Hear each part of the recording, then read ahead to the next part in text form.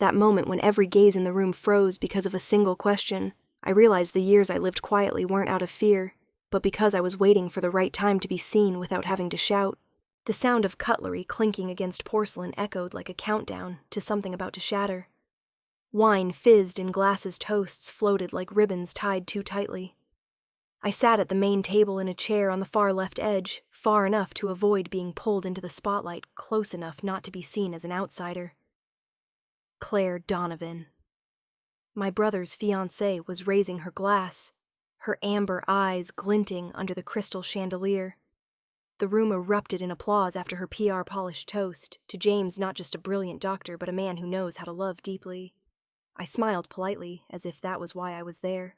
Hello, I'm Rachel Morgan, 33 years old, the only one in the Morgan family without a title like Dr. Lawyer, or at least something bold enough to be highlighted in my parents' Christmas letter. My father, Edward Morgan, a cardiothoracic surgeon, once graced the cover of Boston Medical Legends. My mother, Gloria, a federal attorney dubbed the hammer of justice that accepts no compromise. My brother, James, a national pride, a neurologist leading a cutting-edge brain research program at Johns Hopkins. And me. In my mother's fleeting introduction at the start of the evening, I was Rachel James's sister, still experimenting with technology. Right, dear? I didn't correct her. Not because I had nothing to say, but because I'd learned one thing: people only hear what they're ready to understand. The dinner was held at Blue Bridge, an upscale Italian restaurant by the Chicago River, once Michelin-starred, and now a hotspot for every elite engagement party. The long table was draped in white linen candlelight, illuminating every crease in my father's suit and the pearls around my mother's neck. I wore a simple black dress, just formal enough, just understated enough to avoid being called unserious. Claire sat across from me. She was beautiful, flawless in a way. Hair in a low bun, makeup light, but sharp. People often said she was the kind of woman my mother wished I'd befriend instead of being the reclusive coder I was. Between courses, conversations buzzed about hospitals, new laws, academic careers. I nodded. Just enough, smiled politely, kept my gaze from lingering too long on the phone face down in my purse. A cousin turned to me. So, Rachel, what are you up to these days? Heard you're in between projects? I replied. I'm running a tech company in the healthcare space. She nodded, her eyes programmed to feign interest without understanding. Oh, like apps or something? I smiled. Something like that. If you've ever felt the sting of having your work reduced to 3 words like something like apps, drop a comment below. I'm not alone, and neither are you. My father raised his glass to James, who will carry the Morgan name further in neuroscience. My mother dabbed her eyes as if my brother had just won a Nobel Prize. I quietly set my knife down, took a sip of wine. Every spotlight, every compliment tilted toward one side of the table, the side I wasn't on. But I was used to the shadows, and then that moment happened. As dessert was served, Claire tilted her head, her eyes searching through a haze of memories. Rachel Morgan? She said slowly. I looked at her, raising an eyebrow slightly. Your name. It sounds so familiar. Rachel Morgan. She trailed off, set her fork down her finger, brushing her chin as if something clicked. And then, wait, are you the Rachel Morgan of Clarity Link? The entire table fell silent. James stopped chewing. My mother froze. My father set his wineglass down as if it had doubled in weight. A passing waiter even paused mid-step. I looked at Claire, her gaze no longer polite. It was stunned, then shifting to awe. I nodded slowly. I'm the founder of Clarity Link. Claire's jaw dropped. My God, the Horizon strategy team is negotiating to acquire your company. I didn't know. I had no idea it was you. James blinked, dumbfounded. Wait. You, what? No, Claire, my sister doesn't. He turned to me. Are you serious? I looked him in the eye. Completely serious. I built Clarity Link from a tiny garage with my team. Now we serve over 300 hospitals nationwide. Silence. A special kind of silence, not because they didn't believe me, but because they were realizing the truth had been there all along. They just never bothered to look. I saw my mother clutch her pearl necklace. My father frowned as if recalibrating information. James was blank, as if he'd never truly known who I was.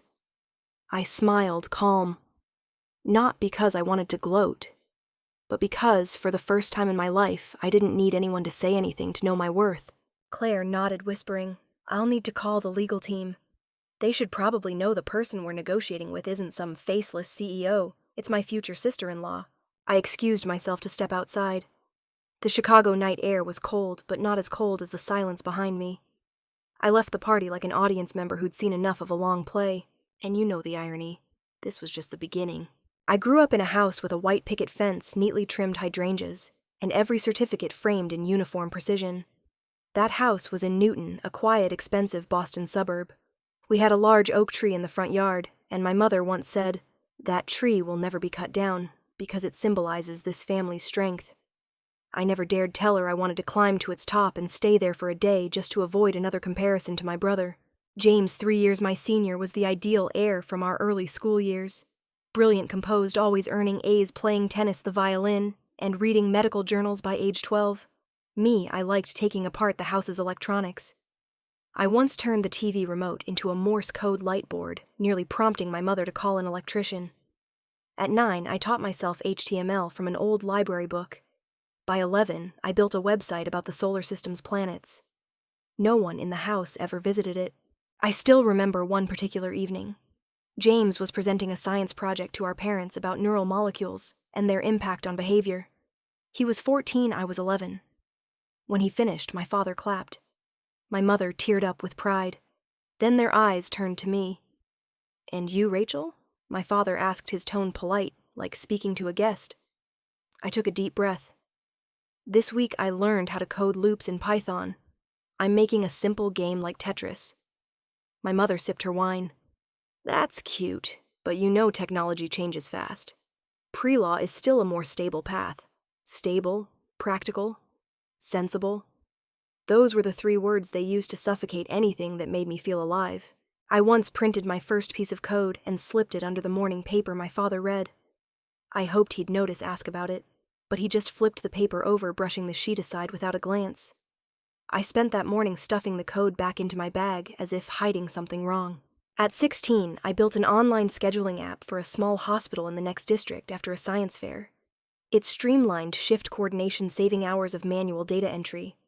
The event organizer praised my natural systems design thinking. She even called my mother. I remember my mother on the phone. "Thank you. But really, she's just tinkering. We're hoping she'll choose law or healthcare administration, something more sustainable." I had the phone on speaker. I heard every word. Have you ever had something you loved diminished, labeled as tinkering because it didn't fit someone else's plan? If so, share in the comments. I promise I'll read because I know how deep that feeling cuts. Every time James hit a milestone, attending a medical summer camp, earning an AP biology scholarship, winning a research competition, our house held a small party. My mother baked apple pie, my father bought Italian wine, and I was tasked with setting the table. When James got into Johns Hopkins, the biggest event yet, the family prepared for a week. 40 guests. I was assigned to buy flowers. That same week, I made it to the state finals of a student tech innovation contest. I quietly told my mother on Wednesday evening, "Mom, I'm in the finals, in Worcester. If I win, I'll get a full scholarship." She smiled. "That's great. But this week's busy, honey. Saturday is James's party. Maybe next time you'll get more attention." I went to Worcester alone, on a 3-hour Greyhound bus. I stayed at the cheapest motel near the competition venue, paid for with savings from fixing neighbors' computers. I won, first place statewide. When I brought the trophy home on Sunday morning, James's party was still going. People were toasting, taking photos, discussing flights to Baltimore to visit him during breaks. No one asked where I'd been, why I was in a suit. No one noticed the trophy box I left on the kitchen counter. I took it to my room, stuffed it in the closet. I still have it. Scratched but never forgotten because I chose not to forget myself. That night I sat alone in my room. I didn't cry. I just felt cold. Then I pulled out a small notebook, a cheap black one from the bookstore near school. I wrote no name, no date, just one line: "I won't ask permission to live right." Maybe a part of me knew even then that the path I chose wouldn't have companions waiting to join me. That to survive, I'd need to be strong enough not to need a hand to hold. But you know what? In those rooms where I was seen as odd, irrelevant, I learned to trust my instincts. Because if someone can't see your worth, it doesn't mean you're worthless. Sometimes it just means you're ahead of your time. I'm not running away. I'm just stepping off the map others drew for me because otherwise I'd never know how vast the world could be. I left Boston on an autumn morning before the leaves had fully turned golden. 2 suitcases, a backpack, an old laptop with a scratched hard drive, and a vague feeling I hadn't yet named freedom mixed with a quiet fear, as if I'd lost something even though I was the one choosing to let go. My parents didn't oppose me going to college. They only opposed my choice of school major and personal development direction. A tech school, my mother raised an eyebrow. In Colorado? You mean not MIT or Stanford? I'm done negotiating my dreams, I replied. I just want to chase them. My father said one short sentence typical of him. Fine, at least finish your degree. The school I chose was a small technical university on the edge of Denver, where students biked more than drove, and professors wrote code in coffee shops at night. There no one knew the Morrigan name. No one saw me as James's sister or Edward's daughter. I got to be someone new, someone I hadn't been allowed to become. In my second week of freshman year, I met Naomi Lin in a real-time communication programming class. She was from Seattle, daughter of 2 Chinese-American artists with a low voice and a bizarre memory for logical sequences. She once wrote a program to calculate heart rates using a phone camera just to mess with an ex-boyfriend. We recognized each other not through common ground, but through a shared quiet loneliness. Both of us were kids who'd tried to fit a mold, then fell out of it and chose to stay outside. We started spending hours in the department's lab, then nights at a 24/7 coffee shop 3 blocks from campus where the barista memorized my black coffee order and Naomi's preference for diluted iced tea. We didn't code for grades. We coded to answer questions that kept us up at night. Naomi had lost an uncle due to miscommunicated medical information.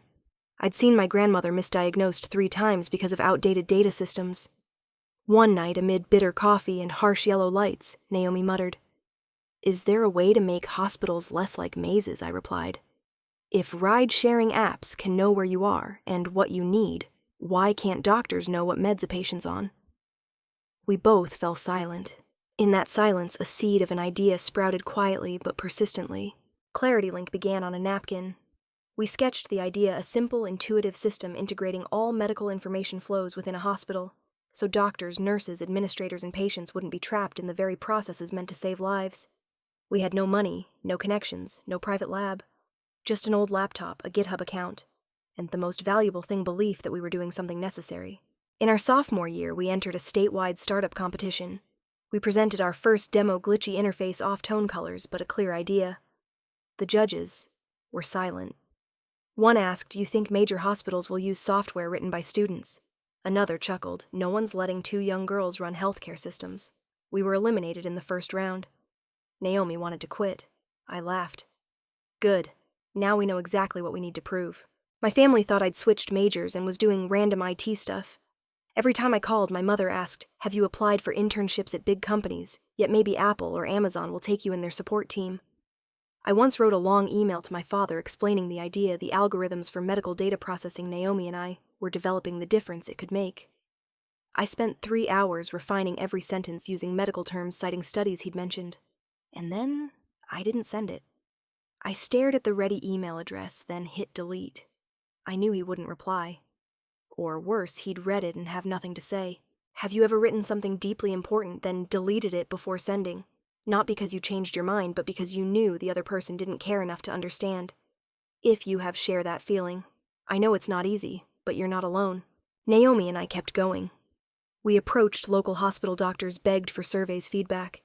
One doctor, Dr. Simone Kwan, was the first to give us a chance to test our software in the ER. Though rudimentary, our system cut patient record update time by 22%. That night, Naomi and I cried at a rickety wooden table. Not because of success, but because someone finally believed what we built was worth trying. We started working 16-hour days. Studying, coding, pitching investors, securing hospital infrastructure access, refining the software based on feedback. Naomi once said, "I don't know when I last slept." I replied, "When the software runs so well, we're not needed anymore, then we'll sleep." By senior year, we entered another startup competition, this time with ClarityLink 1.2. Smoother, secure, with 3 months of real-world results. We won. The small seed fund let us register the company, rent a tiny office in Denver. We didn't throw a party, didn't post photos, just sat together quietly eating discounted pizza and staring at ClarityLink's first business cards on the table. I didn't call home. Not out of anger. but because I'd stopped hoping they'd understand. I didn't blame them anymore either, because sometimes those who don't understand you aren't bad, they just haven't stepped out of their own map. There are people who love you deeply, but never know how to say it. And then one day they leave a trace not for forgiveness, but to let you know they've always been there quietly. The projector lit up a corner of the small conference room on the 11th floor of a glass building in San Francisco. I stood before 3 investors, 2 in glasses, 1 sipping espresso from a paper cup with a cold white wall behind me. I began my pitch about ClarityLink, a secure, intuitive internal healthcare communication platform running in 4 Colorado hospitals. Naomi sat in the back laptop on her lap, ready to demo if asked. I'd done this dozens of times before, but today was different. Today I knew they weren't just here for the business model. Someone had whispered our name to the right ears. As I finished the final slide, one investor, Mr. Levinson, CEO of a healthcare-focused fund, nodded and spoke, Ms. Morgan. I have to be honest. I heard of you not through TechCrunch, but through a letter of recommendation. I paused.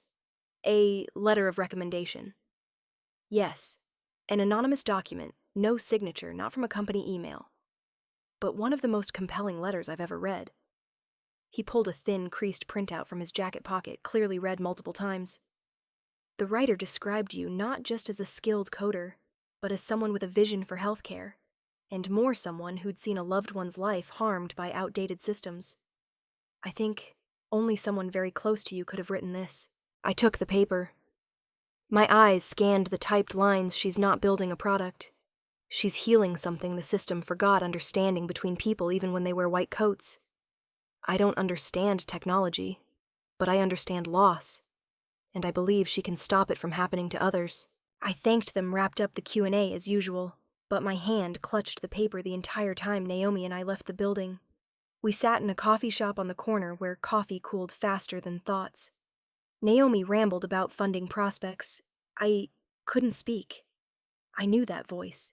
The phrasing, the storytelling. The quiet way of using real emotion while hiding their name, just like how he'd always lived. The letter's writer was my father. I'd spent my youth thinking he didn't care what I was doing, that he didn't read my emails, understand code, watch my product demos. But clearly he'd looked into it at least enough to write these words. He knew about my grandmother, about why I chose this path, about how I turned pain into fuel. And maybe he'd always known. He just never said. That night in my small Mission District apartment, I turned on the yellow lamp and spread the letter on my bed. I read it over and over, as if each read made it more real. Have you ever discovered someone quietly believed in you after years of thinking they didn't care? If you have, I'd love for you to share. Not to point fingers at who was right or wrong, but to remember together love doesn't always have a voice, but it's there, quiet and persistent. Part of me wanted to call my father, ask why. Another part wanted to keep the silence as a way of respecting how he chose to love. I didn't tell Naomi, didn't tell anyone. I tucked the letter into my laptop sleeve, pressed between 2 folders, for days after I carried it everywhere. Not to show off, but to remind myself that somewhere, even if he wasn't good at showing it, he'd chosen to stand by me. Back in Denver, I slipped into ClarityLink's office late at night. No lights, just the glow of a computer screensaver reflecting on the white wall. I opened the safe where we kept legal documents, our first hospital contract, and placed the letter inside. I didn't need him to acknowledge it. Didn't need a call, an email, or another word. I just needed to know he saw. And for me at that moment, that was enough. The next morning, Naomi asked, "You look lighter." I just smiled. Maybe because for the first time I feel like I'm not entirely alone. There are loves like that. Not explosive. Not present every day. Not on time. Not even in the right way. But when you need it most, they leave a sign just enough to keep you going. Are you carrying a wordless bond with someone? Have you ever realized someone loves you, just not in the way you needed share? Because stories like these make us kinder to each other. That evening, I left the office late. Denver's air was still the streets quiet. I looked up at the sky where no one left a message, but somehow I knew I was being seen, even if only in a corner of someone's mind. Love doesn't vanish, it just chooses to stand in the back row, quietly clapping for you, even when you don't look that way. Real success doesn't always come with applause. Sometimes it arrives in silence, and you have to learn to stand up, smile lightly, and clap for yourself. Chicago's February mornings taste cold in your palms, the kind of cold that makes you grip everything you carry, not just for warmth, but to remember what you're holding in life. I stood by the glass window on the 5th floor of an old building turned co-working space. Below, snow melted into puddles on uneven brick sidewalks. Behind me, ClarityLink was running. We were no longer working from a garage. No more all-nighters under coffee shop lamps. We had a team of 6, a system in 4 major hospitals, enough cash flow to pay salaries, and a coffee machine I'd dreamed of as a student. We'd just secured a $2 million pre-Series A round from a Midwest healthcare fund. A milestone, and oddly one of the rare times I didn't text home. I don't remember when I stopped sharing. Maybe after I sent my mother a demo video of the software and got a reply 5 days later, "You're still not looking for a full-time job." Or when I told my father about a hospital trial bursting with pride, and he only asked, "Is that system HIPAA certified?" Not because the question was wrong, but because the tone made me feel like a student botching a thesis, not someone changing how hospitals run. So I stayed quiet, not out of anger, but because I didn't want to share something sacred with indifference. I learned to celebrate alone. For every success, I'd buy a small cake, usually chocolate mousse, bring it home, play instrumental music, and eat in silence. Once Naomi asked, "Don't you get sad when no one claps?" I shrugged. I do. But I've learned to hear the applause inside. One of the most special days was when ClarityLink was officially deployed at the University of Chicago Hospital, which had rejected us 3 times before. I stood in the control room with a head nurse who quietly watched internal messages pop up on the screen, then whispered, "For the first time in 17 years, I didn't have to make 5 calls to find the on-call doctor." I knotted my throat tight. I thought I'd call my father just to tell him, but then I looked at my phone, saw no messages from him, and turned the screen off. Have you ever achieved something huge, then realized the person you wanted most to notice would never text congrats? If you have, I hope you know your success still matters, even if no one stands beside you when you win it. Share a quiet victory you've had. It might give someone else the courage to keep going. A month later, I got an email from a Donovan subject strategic partnership opportunity, Horizon Health Tech. I didn't notice the name at first. To me, it was one of dozens of outreach emails from big players each month. But the content was different. Claire wrote, "I've followed ClarityLink since your first funding round. We don't want to acquire. We want to grow together, scale your system to Horizon's 120 hospital network, from the Midwest to the Northeast. If we share a vision, I'd like to discuss next week." My life has had many strange turns, but I didn't expect the biggest to start with such an ordinary email. I replied, scheduled a Zoom call. The first meeting went smoothly. Claire was sharp, polite, knew the product. I'd never met anyone outside the ClarityLink team who read our technical white paper so thoroughly. We started exchanging emails regularly. The schedule was grueling, but I enjoyed it. Not just for the partnership, but because for the first time someone outside Naomi saw the system's value without me having to plead. By the 3rd week, Naomi sat beside me in an internal meeting, frowning. "Does the name Claire Donovan sound familiar?" I shook my head. "Not really." Naomi laughed. "You're working too much. Claire Donovan is James's fiancée, right? They posted wedding photos last month on Facebook." I froze. Blood rushed to my ears, then chilled down my spine. Claire Donovan. The woman I was negotiating the biggest expansion deal with was marrying my brother in 3 months. I opened Facebook. My mother's page, James's page, full of pre-wedding photos, memories, dinners with Claire's family. I saw Claire smiling brightly beside James in a white blouse and pearl necklace. She hadn't recognized me. Of course, I had no public photos. Online, I was a shadow, just R. Morrigan in press releases. I didn't tell Claire. Didn't tell Naomi. Not out of fear, but because I needed time to think. What would happen if Claire realized the person behind ClarityLink was her future sister-in-law? The one James's family described as still job hunting or trying something before settling down. I sat in the office staring at the whiteboard with partnership plans. Then at a Christmas photo my mother sent James hugging Claire, my father, in the middle, me absent. I gave a faint smile. Part of me felt bitter, but another part felt oddly relieved. They didn't know who they were negotiating with, and I was in control of the board. Have you ever been underestimated, then suddenly placed in a position where others had to rethink you? What would you do if your life's biggest opportunity tied back to those who once dismissed you? I want to hear your thoughts. Really, that night I made myself a hot tea staring at Claire's next email subject, Q2 integration plan. Great progress, I started to reply. But then I wondered if she found out who I was, would she keep this tone I didn't know? But I knew one thing: I wasn't afraid of being exposed. I just wanted to see who'd flinch first. I used to dream of the day they'd realize who I was, but I never thought that dream would start in a Zoom meeting and an engagement party. I once thought my dream was the day people would see me shining under the spotlight. But when the light came, I realized I was already bright enough without anyone shining it on me. I never imagined my life would hit its climax in an Italian restaurant full of expensive cheese and flickering candles by the Chicago River. Nor did I think the quiet dream I'd clung to for 10 years would explode at an engagement party. But life rarely asks if you're ready.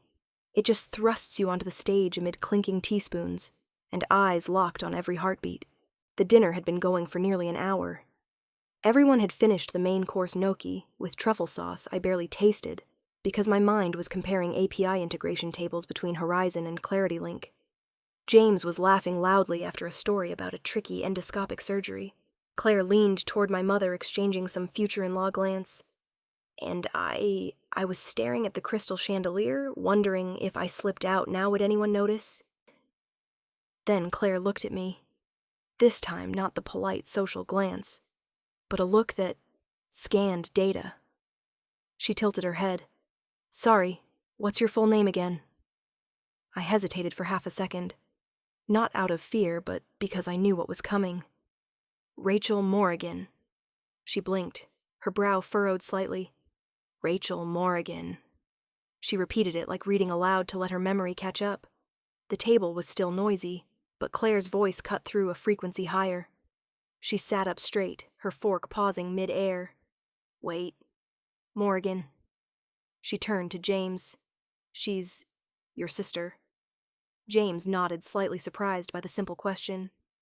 Yeah, Rachel's my sister. Claire turned back to me.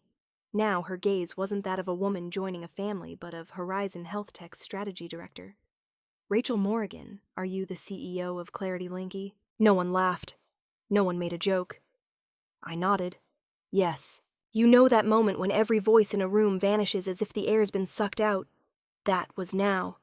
My father, the man unshaken in every surgery, set his wine glass down so slowly you could hear the glass touch the table. My mother gripped the napkin in her lap. James, always confident in crowds, froze eyes wide as if I'd just said I was a NASA astronaut. What he whispered. I founded ClarityLink, I said, surprisingly calm. With Naomi. From a garage. From nothing. Claire kept staring, stunned. Not family shock, but professional astonishment. I'm negotiating to buy your company. She turned to James. Why didn't you ever tell me your sister was behind ClarityLink? James opened his mouth, but no sound came out. I smiled gently, not mocking, but freeing. He didn't know. Have you ever been in a room where everyone finally realized you weren't who they thought, and they didn't know whether to feel proud or indebted? If so, share. Those moments are unforgettable, both sweet and sharp. Like you've won, but no longer need the victory. My mother swallowed hard, her eyes darting from me to Claire, then to my father, as if waiting for direction. My father frowned. ClarityLink is a healthcare platform. Claire nodded, her voice now sharp with business precision. An internal hospital communication system. Automates information, coordinates doctors, nurses, connects records. It's in nearly 40 facilities. She glanced at me as if rereading my resume with her eyes. We valued this round at over $200 million, and I'm negotiating directly with her. A cousin beside me whispered, You really built that? I nodded. I didn't just build it, I'm running it. No one raised a glass to toast. No one said, That's amazing. No one clapped. Just a strange silence, not disbelief, but everyone recalculating everything they'd ever thought about me. And I sat there expecting nothing. Because I'd learned not to live off others' gazes too long. Claire broke the silence again. I'm sorry. I didn't mean to bring this up mid-party. I shook my head. You didn't bring it up. It was time for it to come out. After dessert, I excused myself early. James said nothing. My mother gave a slight nod. My father stared at his wine as if it held the answers he needed. Claire followed me to the lobby, her voice low. I'm truly impressed with you. I understand why you kept your identity private in the filings. I looked at her. Not as a negotiation rival, not as a future sister-in-law. Just two women. I said I hid my name, not out of fear, but because I'd been underestimated so much I had to protect what I believed in by keeping it hidden. She nodded.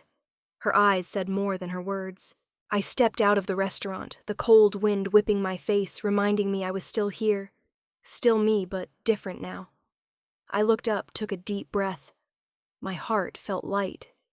No need for applause, no need for validation. I'd been standing tall long before they knew where I stood. I wrote lines of code to save lives. But I never thought one day the life I saved would be someone who never believed I could save anyone. My phone buzzed at 1:37 a.m. At first I thought it was a system alert, a server warning. But when I saw the caller's name, I sat bolt upright. Mom, I'd never gotten a call from her at midnight. And if you've lived long enough with emotional distance from family, you know calls at odd hours rarely bring good news, I answered. It's me. My mother's voice was breathless like she'd just run down a long hallway. James, accident, car, he's in the ER. They took him to Roosevelt Medical Center. I heard noise from her end, squeaking medical cart's intercom announcements and my own heartbeat pounding in my ears. Injury status, I asked, trying to keep my voice steady. Brain trauma, heavy bleeding. They're prepping for surgery. They said they could act fast because of a new coordination system. My heart skipped a beat. Roosevelt Medical Center was one of the first hospitals to implement ClarityLink. I changed in 3 minutes, stuffed my laptop into my backpack, called a car. Chicago's night air was freezing, but I felt nothing. I didn't pray. I didn't cry. I just thought of lines of code, the scripts, the interfaces we'd tweaked for mock emergencies. I thought of hundreds of sleepless nights, and now all of it was on the operating table. Not mine, my brother's. Have you ever seen something you created? Something once dismissed, doubted, become the only thing that could save someone you love? If you have, you'll understand the feeling of your heart being squeezed by the very hands that wrote those lines. I reached the hospital at 2:05 a.m. No makeup, no mask, and for the first time in years I used my full name at the front desk. Rachel Morrigan. I'm the founder of ClarityLink. This hospital uses our system. I want access to the coordination area. The nurse nodded, maybe recognizing my name, or maybe because I spoke with absolute certainty. A staff member led me to the ER operations hub. Bright lights, screens displaying real-time data. Doctors, nurses, coordinators using the software I wrote in real time for a real case where the patient was my brother. I stood by the glass door, not stepping inside. My hands gripped my backpack straps. My heart pounded like it was being held. On the screen, patient 006874, James Morrigan, male, 36. Status, polytrauma, intracranial hemorrhage. Transferred to surgery urgent. Lead surgeon, Dr. Simone Kwan. I almost laughed seeing Dr. Kwan's name. She was the first to believe in us back in our startup's early days. The circle was closing between life and death. I watched a nurse send data from the ER to the neurosurgery team through the exact module I'd argued fiercely with Naomi over for data flow. I saw the emergency priority feature light up orange, a feature an investor once called redundant. Now it was shaving 9 minutes off the record transfer process. 9 minutes. In a brain hemorrhage case, 9 minutes can mean life or death. I sat on a plastic chair in the hallway, hands still trembling. For the first time, I felt my product had a shape, a breath, and was holding on to an irreplaceable life. Naomi texted something up. I didn't reply. I wasn't ready to write it down. Something was too sacred to speak lest it shatter. James was wheeled into surgery at 2:31 a.m. I sat outside staring through the glass. The surgical lights were on. I couldn't see his face, just a shape under green drapes. I whispered to myself, if I never told you how good I was, I hope what I built will speak for me. Have you ever loved someone so deeply you didn't need their validation, just their survival? If so, you'll understand what I felt in that moment. Not to be seen, not to be understood, but to stay. At 4 a.m., the surgery ended. Dr. Kwan stepped out, pulling off her mask, eyes red from strain. She saw me, walked over. "You're Rachel Morrigan." She paused. "I don't know whether to hug you or shake your hand." I smiled. "I'm fine. My brother... stable. He'll recover." We caught the hemorrhage in time because data updated almost instantly. If it was delayed a few minutes, she didn't finish. I nodded. I understood the rest. I entered the ICU where James was under close watch. His face, pale, head-bandaged machines beeping softly around him. I sat by his bed, didn't touch his hand, just looked and breathed. I'd never seen him this weak, nor myself this strong. I left the hospital as dawn broke. The early wind was bone-chilling, but I didn't feel cold. I walked away without looking back. Not because I was callous, but because I knew he was still there. And that was enough. For the first time in my life, I didn't need praise, didn't need validating looks. I just needed him to open his eyes and know if anyone kept him alive that night. It was the person he never thought could save anyone. I entered the hospital room at 9 a.m., my hands still trembling slightly. James was awake. Everyone warned he's weak, doesn't talk much, doesn't remember everything. But I didn't need him to talk much. I just needed him to see me for the first time, not as a shadow in someone else's story, but as me. The ICU room was bright white. James lay in bed, head still, bandaged IV lines in his arm. His eyes were open, not fully alert, but enough to recognize my face as I approached. He blinked a few times. "Rachel." I nodded, sitting beside him. "It's me." A minute passed, only the sound of the heart monitor and nurse's shoes in the hallway. He looked at me for a long time as if piecing together fragments into a story he didn't know he was starring in. A nurse entered, a woman about 40 with a gentle, skilled voice. "Hello, Dr. Morrigan. I'm Sharon, your nurse from last night." James nodded slightly. She continued. "I think you should know something. The system we used for internal communication, Clarity Link, is why you got to surgery so fast." James frowned. "Clarity Link." Sharon smiled, lightly glancing at me. "Your sister founded it. This whole hospital runs on her platform." James turned to me. His gaze lingered, not just surprise, but a belief crumbling and rebuilding in the same moment. "Is that true?" he whispered. I nodded, my voice soft as a breeze, from a garage. "With Naomi. From zero." He blinked. This time tears welled up. Not regretful tears. Not remorse. But the release of someone realizing they'd stood close to something great and never seen it. "You're not just good," he said, voice choked. "You're the reason I'm alive." I didn't reply. I just squeezed his hand lightly, letting him know I don't need apologies. I just need you to live and see me with new eyes. Have you ever had a loved one who once doubted you look back and say, you saved them not just by action, but by your very existence, if so share? Those moments aren't for revenge, but for forgiveness. And forgiveness is sometimes the only gift you can't give yourself. An hour later, my parents arrived. My mother hugged James, her face wet, while my father nodded at me, a short, wordless nod, but for the first time it didn't feel empty. I left them with James. I stepped into the hallway, stood by the glass, watching noon sunlight hit the fake plants in the sterile corridor. I remembered coding in my dorm Naomi's keystrokes emails sent without replies. And I realized true value isn't something you shout for others to hear, but something that remains when everything else falls apart. Naomi called. "You okay, fine," I replied. Everything just got more real than ever.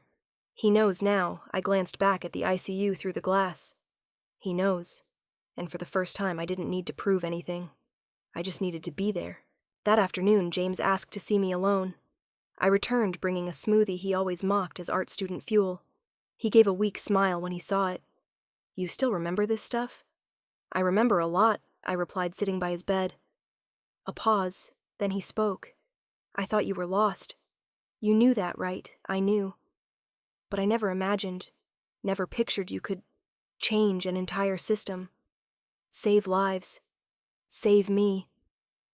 I looked into his eyes, no longer seeing myself as someone's sister, but as me, who'd walked through every doubt to get here. I didn't do it to be seen. I did it because I couldn't not do it. Have you ever done something huge, not to prove anything, but because you believed it was right? Tell me. Because the world needs more people who do what's right, even when no one sees. James took my hand. His grip was weak, but warm. Thank you, Rachel. For everything. I squeezed back. Thank you for living to know it. That night I returned to my apartment, lay on the sofa, and stared at the gray-white ceiling. I didn't feel elated nor triumphant. I felt at peace. Because in a noisy world, I'd finally had a moment where someone I loved saw me not because I shouted, but because they lived long enough to see the light I'd sparked. I didn't need to stand on a stage. I just needed someone who didn't believe in me to survive because of what I quietly built. Sometimes the hardest thing to say isn't the truth, but the feeling that you've said it 100 times, and no one ever listened. I arrived at the Drake Hotel at 10:58 a.m., 2 minutes before the brunch with my parents. They were already there at a table by the window overlooking Lake Michigan, dressed like they were meeting high-profile clients. My mother wore an ivory silk blouse with her signature pearls. My father wore a charcoal blazer, the one reserved for medical conferences. They looked at me as I walked in, not coldly, not emotionally. Just a fleeting mix of expectation and awkwardness passing through their eyes like a breeze on water. I pulled out a chair, sat down. The waiter poured coffee for all three. I nodded thanks, and as he left, my mother spoke first. "You look mature," a comment that was both observation and a sidestep from emotion. I just smiled, lifting my coffee cup. I'm still me. Just now, people are seeing it clearly. We exchanged small talk about the weather, James's recovery, a new construction project near the pier. But no one was here to talk about the weather. Finally, my mother set her cup down. "Rachel, I need to ask something. Directly. Why didn't you share with us about your work, your company, about cutlery?" I looked at her, then my father, then took a deep breath. "I did, many times, but every time I spoke, you only heard what I wasn't doing right." My father frowned slightly. "What are you talking about?" "We always encouraged you to study seriously." "No, Dad," I interrupted, voice not loud but clear. "You didn't encourage. You directed. And when I didn't follow the path, you called it being lost. Have you ever been in a conversation where every word you said was an upgraded version of the ones you'd screamed in your head for years? If so, you'll understand these talks don't instantly lighten your heart. They make you tremble, but they also open a door you thought was locked forever. My mother gripped her napkin, eyes slightly wet. "We only wanted the best for you." "No, Mom," I said softer. "You wanted the safest for me. What you understood. But the best for me is what I understand." My father sighed. "You have to understand, we didn't mean to hurt you. We were just afraid I was afraid too." I cut in, afraid that no matter how successful I was, I'd always be the sister trying things out. Something in tech, never someone you were truly proud of. I didn't cry. But inside something broke, not a wound, but a shell. My father looked at me for a long time. Long enough that I saw him replaying memories every time his daughter tried to talk about her app idea, every code sheet he pushed aside, every award not hung on the wall. Finally, he said quietly, "We were wrong to think you needed guidance, when all you needed was to be heard." Have you ever forgiven someone who never apologized? And if so, did you feel stronger for it? Share. Because forgiveness doesn't always start with an apology. Sometimes it starts with a look that listens. My mother turned to the window. "I once said cutlery was unsustainable. But when the hospital doctor said that system saved James..." She paused, then whispered. I felt ashamed. I gently took her hand. "I don't need you to feel ashamed. I just need you to believe I can do it, even if you don't fully understand what I'm doing." The waiter brought the main course. No one touched it right away. This wasn't brunch anymore. It was a rebirth of a relationship, not parent-child, but person to person. My father set his cutlery down, looked at me, voice low. "So, where do we start again?" I looked up, by calling me by my name, not the sister in IT, but Rachel, co-founder of cutlery, an adult. My mother gave a weak smile, and a daughter. We want to know again from the start. We ate in silence, but a healthy silence. No more barriers, no more fear of confrontation. Near the end, my father said something unexpected. "Could you show us a demo of the software this weekend?" I laughed, not mocking, but relieved. "Sure, but fair warning, it's got jargon tougher to swallow than Mom's Eggs Benedict." My mother laughed for the first time without defensiveness. "I'll try to swallow." Finally, I realized some conversations take years to happen, but when they do, you know you didn't wait in vain. Family doesn't always start with blood. Sometimes it begins with a store-bought cake, an unscripted apology, and someone finally sitting down as a human, not a symbol. I was about to turn off the light, ready for a quiet evening with a tech market analysis report, when the doorbell rang. No one had texted. No "are you free" courtesy message people use to avoid intruding. I opened the door and saw James with a bottle of Cabernet in his left hand and a box of supermarket cookies in his right.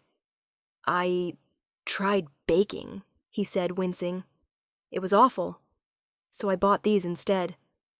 I leaned against the doorframe, raising an eyebrow. First time I've seen a neurologist doubt his own skills. I only trust surgical models, not egg beaters.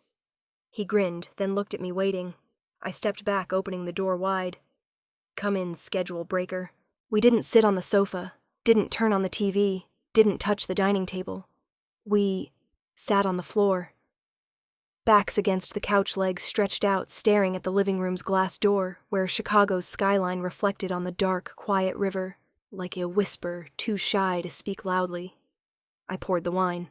James raised his glass. "No real reason for this toast." "All the more reason to drink," I replied, clinking glasses. For a while no one spoke. Just the hum of the city below as background music for a wordless moment. But then James broke the silence. "I need to say this. No flair. No prep." I set my glass down, turned to him. His eyes stayed on the skyline, as if afraid to face the words coming. "I'm sorry. I didn't speak. Just waited. Not for doubting you, but for never asking. Have you ever realized the deepest hurt wasn't doubt, but indifference? Tell me. Maybe it was a family member, a partner, a colleague. And maybe when they said I didn't know, or you never told me you wanted to scream, I did. You just never listened." James continued, voice hoarse. "I always thought I was the protector, the guide, but really, I never turned to see what path you were on." I looked at the wine in my glass, its deep red rippling like unspoken words in someone's heart. "I wasn't mad you didn't believe I said. I was mad you weren't curious. I didn't need support from the start, but at least I hoped for a question. 'What are you working on?'" James nodded. Slowly, and I didn't ask. I just assumed you were failing quietly. We fell silent again. But this time the silence wasn't stiff. It was a safe space where unsaid things could rest without needing immediate repair. I stood, went to the kitchen, grabbed 2 small spoons and a tub of vanilla ice cream. "I can't bake either, so this is my tradition for surviving heavy hits." James laughed, taking a spoon. "I think this time you deserve the whole tub." We ate ice cream, drank wine, talked about small things as if rebuilding childhood with unshared memory scraps. He told me about the first time he held a scalpel hands, shaking so much he nearly dropped it. I told him about the time Clarity Link crashed mid-demo with investors, and I pretended it was a security feature. We laughed. Not because the stories were funny, but because for the first time we saw each other as real people. No roles, no achievements, no pressure. Near midnight, James stood, looked out the glass door again. Then he turned, raising his glass. "To the black sheep of the Morrigan house." I clinked, my glass eyes locked on him. To the sheep, who built a whole herd so no one feels lost anymore. That night after James left, I stood at the door long after the elevator took him down. Not because I feared he'd change, but because I needed to remember this moment, the first time he came, not as a brother, but as a sibling, asking to understand me again. There are wounds that don't heal with time, but with being called by their true name, not to blame, but to be understood. I still remember the moment I signed the final contract. The Horizon meeting room that day was flooded with natural light from floor to ceiling windows. People stood around the long walnut table, shaking hands, congratulating, snapping photos I knew would hit the internal newsletter hours later. Rachel Morrigan officially became the Global Innovation Director of Horizon Health Systems, America's 3rd largest healthcare tech conglomerate. ClarityLink, the platform Naomi and I built from an hourly rented Colorado garage, was now the core product in their global ecosystem. Part of me thought I'd cry, but when it was done, I just took a deep breath. Calm. As if I'd known this moment would come, just not when. 3 days later, my mother texted, "Not congratulations. Not, are you happy?" She sent a screenshot of a Tech Herald article headline blaring, "Women Revolutionizing Healthcare, Rachel Morrigan and the Hospital Communication Revolution." Her message was one line. "Do you know this woman? Looks familiar?" I sat in my new office on the 38th floor laughing. My mother wasn't one to easily say proud, but that joke was her way of saying it. And I understood. Sometimes love doesn't need to be named loudly. It just needs to recognize the right person. Have you ever received love from family, not through "I love you" or "I'm proud," but a photo, a nod, or a half-joking quip, if so share? Because sometimes we don't need them to change completely just to open their hearts a little. A week later, I got a quiet email from my father. No subject, no intro, just a link to an internal video of ClarityLink's latest demo me presenting. Below the link, 2 words, "Watched it." No analysis, no praise, no questions. But I knew he'd taken the time to understand me, in his way. That afternoon when I called, he didn't pick up. But an hour later, he texted, "Need time to grasp it all, but I'm starting to see why you believe in this so much." I read it, sat still for a long time. It wasn't applause. It was acknowledgement, and to me that was worth more than any ovation. That evening, James FaceTimed. No frills, no drama. He just held up his iPad, showing a slide from his recent Grand Rounds lecture. On the screen, projected to dozens of doctors and students, was a line reference R. Morrigan, optimizing emergency communication channels in high-stakes settings, ClarityLink White Paper 2023.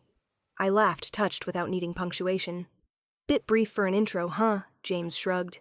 "Any longer and you'd charge me licensing fees." Then he looked at me slowly, saying, "For the first time, I didn't cite you because you're my sister. I cited you because you're an expert in this field, and I trust you.